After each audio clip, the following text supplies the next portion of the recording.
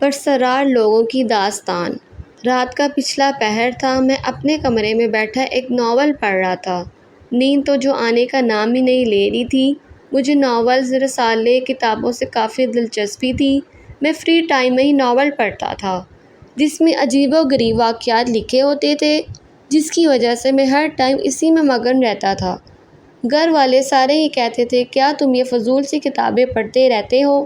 میں کہتا تھا، کچھ بھی نہیں، ایسے ہی بس ٹائم پاس کرنے کے لیے پڑھتا ہوں۔ خیر، یہ باتیں ہوتی رہتی ہیں، سب کے ساتھ جو کوئی کرتا ہوتا ہے۔ اس رات میں جو کہانی پڑھ رہا تھا جس میں جنات کا ذکر تھا، تھوڑا ناول پڑھا، مجھے مکمل طور پر اس میں مگن رہنا پڑا۔ آگے آگے کافی دلچسپ سی باتیں لکھی ہوئی تھیں جسے پڑھے بغیر مجھ سے رہا نہ جا رہا تھا۔ میں کرسی پر بیٹھا پڑھ رہا تھا، ساتھ ساتھ ہلکی ہلکی سگریٹ کی کش بھی لگا رہا تھا۔ سردی میں بس سگریٹ اور چائے ہی اچھی دوست ہوتی ہیں۔ چائے وہ جو مجھے بنانی نہیں آتی تھی، بس سگریٹ کے ساتھ گزارا کرنا پڑ رہا تھا۔ سردی کی شدت میں اضافہ ہو رہا تھا۔ میں نے دروازہ اور ونڈو بھی بند کی تھی، لیکن کمرے میں دھواں زیادہ ہونے کی وجہ سے سانس لینے میں دشواری محسوس ہو رہی تھی۔ میں کھڑے ہو کر ونڈو کھول دی، پھر کچھ سکون کی سانس آئی، واپس آ کر پھر کرسی پر بیٹھ کر ناول شروع کر دیا۔ جیسے جیسے میں ناول پڑھتا گیا، میری اور آگے پڑھنے کی بے چینی بھی بڑھتی گئی۔ کہانی کافی دلچسپ ہوتی جا رہی تھی۔ ویسے بھی جنات کی کہانیوں میں مزہ بھی آتا ہے اور ڈر بھی لگتا ہے۔ مجھے تو مزہ آ رہا تھا، تبھی تو بے چینی بھی بڑھ رہی تھی، لیکن سردی کی وجہ سے کچھ سکون نہیں مل رہا تھا۔ میں نے پھر ونڈو بند کرنے کا سوچا۔ ابھی ناول ٹیبل پر رکھا ہی تھا کہ اچانک لائٹ چلی گئی۔ میں موبائل کی روشنی سے ونڈو تک تو پہنچ گیا۔ جیسے ہی کھڑکی بند کرنے لگا تو دیکھا کہ سامنے والے مکان میں کچھ لوگ داخل ہو رہے ہیں بغیر دروازہ کھولے، حالانکہ وہ مکان بہت عرصے سے بند پڑا تھا۔ پھر اچانک یہ لوگ کہاں سے آئے ہیں؟ میں نے سمجھا کہ شاید آنکھوں کا دھوکہ بھی ہو سکتا ہے، لیکن نہیں، غور سے دیکھا 6 لوگ تھے۔ دیکھتے ہی دیکھتے وہ سب اندرونی حصے میں داخل ہو چکے تھے۔ میں نے اللہ اللہ کر کے کھڑکی بند کی، واپس اپنے بیڈ پر لیٹ گیا۔ اب کمرے میں اندھیرا چھایا ہوا تھا، اوپر سے جنوں والی کہانی بھی پڑھ رہا تھا۔ اب تو لینے کے دینے پڑ گئے۔ خیر، کمبل اوپر لیا، ایتل کرسی پڑھتا ہوا سو گیا۔ صبح جا کر آنکھ کھلی، پھر کچھ دل کو راحت ملی، لیکن پھر بھی بار بار رات والے خیال ذہن میں گھوم رہے تھے۔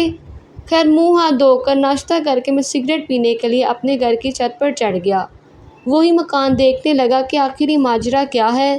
جلدی جلدی سے سگریٹ ختم کی، واپس اپنی دادی اماں کے پاس آ کر بیٹھ گیا، پاؤں دباتے ہوئے۔ ایسے ہی دادی سے پوچھا کہ دادی، وہ سامنے والا مکان کب سے خالی پڑا ہے؟ دادی اماں نے میری طرف دیکھا تو بولی، کیوں، تجھے کیا کرنا ہے؟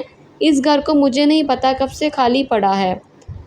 مجھے ایسے لگا جیسے دادی کچھ چھپا رہی تھی۔ خیر، اس وقت تو میں نے زیادہ اصرار نہیں کیا، لیکن دل میں بات پوچھنے کی جسارت ہونے لگی تھی۔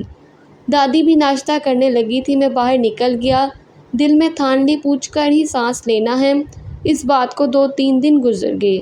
ایک رات سب مل کر کھانا کھا رہے تھے۔ کھانا کھانے کے بعد سب اپنے اپنے کمرے میں چلے گئے۔ دادی اماں بھی اپنے کمرے میں چلی گئی، میں بھی ان کے ساتھ کمرے میں چلا گیا۔ پھر پاؤں دباتے ہوئے باتوں باتوں میں وہی بات پوچھ لی۔ دادی اماں ایک بار پھر غصہ ہوگی، لیکن میں بھی ضدی تھا، بات پوچھ کر دم لینا تھا۔ میں بھی سوچ رہا تھا کوئی تو راز پوشیدہ تھا اس مکان میں جو دادی بتا نہیں رہی تھی۔ پھر میں نے دادی کو رات والا سارا قصہ سنایا۔ دادی اماں بڑی حیرانگی سے مجھے دیکھ رہی تھی۔ دادی اماں سارا واقعہ سنانے کو مان گئی۔ بیٹا، 20 سال سے بہت کم لوگ اس مکان کے بارے میں جانتے ہیں۔ اب زیادہ دیر یہ حقیقت چھپی نہیں رہ سکتی۔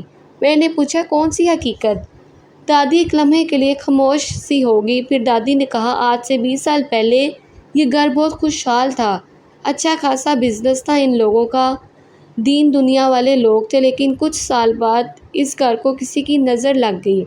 واقعی اس گھر میں 6 افراد ہی رہتے تھے، ایک میاں بیوی تھے، ایک بیٹا تھا، ساتھ ان کے دادا دادی رہتے تھے۔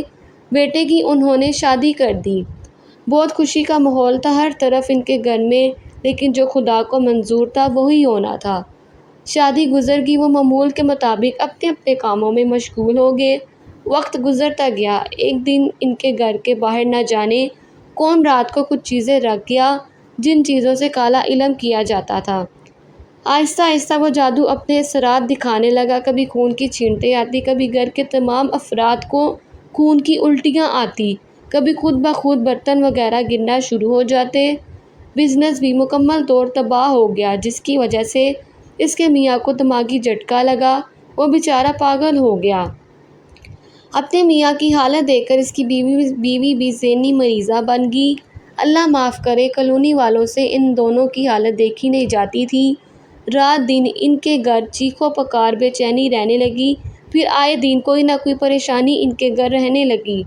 وقت گزرتا گیا، پھر اللہ نے ان کو خوشی سے نوازا، لیکن خوش غمی میں بدلتے دیر نہ لگی۔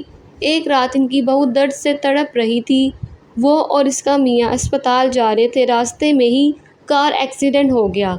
دونوں میاں بیوی اور آنے والا بچہ وہیں پر ہی دم توڑ گئے۔ اس معصوم بچے کی کیا غلطی تھی جو اس کو یہ سزا دی ظالم انسان نے؟ بیٹا جو آخری سہارا تھا وہ بھی چلا گیا، لیکن ماں باپ بیٹے کی جدائی برداشت نہیں کر پائے۔ پہلے میاں فوت ہو گیا، کچھ عرصے بعد اس کی بیوی بھی چل بسی۔ پھر گھر میں کچھ ہوائی چیزوں نے ان کے دادا دادی کو تنگ کرنا شروع کر دیا۔ گھر میں محلے داروں نے کافی پڑھائی کروائی، لیکن کوئی اثر نہیں ہوتا تھا۔ وہ تو بوڑھے تھے، نہ کوئی کمانے والا تھا، نہ کوئی دیکھنے والا۔ ایسے ہی کبھی کسی نے کھانا دے دیا، لیکن کوئی بھی ان کے پاس زیادہ وقت نہیں رکتا تھا۔ ایک وہ رات ہم سب کالونی والے کبھی بھی بھول نہیں سکتے تھے۔ بہت تیز طوفان آیا، پتہ نہیں کیسے ان کے کمرے میں آگ لگ گئی۔ ارد گرد ہمسایوں نے دیکھا تو جلدی جلدی آگ بجھانے لگے، لیکن بہت دیر ہو چکی، وہ دونوں بوڑھے دادا دادی اندر ہی جل گئے۔ سب کالونی والوں کو بہت دکھ ہوا، لوگ کہتے تھے کسی نے ان پر جادو کر کے ان کا ہنستا بستا گھر اجاڑ دیا۔ پھر کالونی والوں نے ان کا سارا سامان گھر کے اندر رکھ کر تالا لگا دیا۔ ایک دن اچانک ان کا چچا زاد بھائی گھر آیا، جو اس کے میاں کا بزنس پارٹنر تھا۔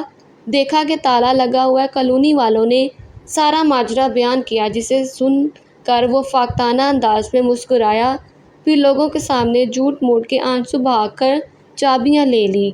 ہماری کالونی میں باسط نام کا ایک لڑکا ان کے دفتر میں کام کرتا تھا۔ اس نے کہا کہ دفتر میں بھی ان کی کبھی نوک ٹوک ہو جاتی تھی، لیکن کسی کو معلوم نہیں تھا چچا زاد بھائی ان کی خوشیوں کا دشمن بن جائے گا۔ بزنس بھی دھوکے سے اپنے نام کر لیا اور اب گھر بھی نظر جمائے بیٹھا تھا۔ کہتے ہیں نا، لالچ بری بلا ہوتی ہے، خدا کی کرنی ایسی ہوئی، اس گھر میں اس کو بھی رہنا نصیب نہیں ہوا۔ سچ کہا ہے کسی خدا کی لاٹھی بے آواز ہے۔ جن لوگوں کو بے رحمی سے مارا تھا، اسی بے رحمی سے پھر انہوں نے اس کو تڑپا تڑپا کر مارا، کیونکہ آج بھی وہ لوگ اس گھر میں رہتے ہیں۔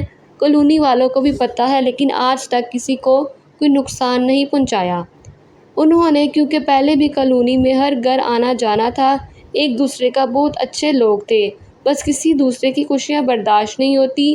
آج بھی کالونی والے اس گھر میں قرآن خوانی کا اہتمام کرتے ہیں اور ان پاکیزہ روحوں کو ایصال ثواب کرتے ہیں۔ خدا ان کی بخشش فرمائے۔ دادی یہ سارا ماجرا سناتے ہوئے رو پڑی، کیونکہ ایک احساس ہوتا ہے یہ، ورنہ کون کسی دوسرے کے لیے روتا ہے۔ دادی نے مجھے سونے کا کہا، کیونکہ ٹائم بھی کافی ہو گیا تھا۔ باتوں باتوں میں اپنے کمرے میں آ کر پھر کھڑکی سے وہی گھر دیکھنے لگا۔ سوچا کہ کتنی چاہت سے بنایا ہوگا یہ گھر، کیا کیا خواب دیکھے ہوں گے میاں بیوی نے اپنے بیٹے کی شادی کے۔ دادا دادی نے بھی سوچا ہوگا اپنے پوتے کے بچوں کو گود میں کھلائیں گے، لیکن انسان کیوں اتنا کم ظرف ہو جاتا ہے؟ یہ سارا ماجرا سن کر میرے خود کے رونگٹے کھڑے ہو گئے تھے۔ ہمیں دوسروں سے حسد اور بغض نہیں رکھنا چاہیے، چاہے وہ بھائی ہو، دوست، بہن، چاہے کوئی رشتہ دار ہو۔ بس دعا یہ کرنی چاہیے، یا خدا ان کو خوشیاں نصیب کرے، کسی کے طفیل ہمیں بھی نواز دے۔ اللہ تعالیٰ ہم سب کے لیے آسانیاں پیدا فرمائے، آمین۔ اگر ہماری ویڈیو پسند آئے تو ہمارے چینل کو سبسکرائب کریں۔ ملتے ہیں نیکسٹ ویڈیو میں۔ اللہ حافظ۔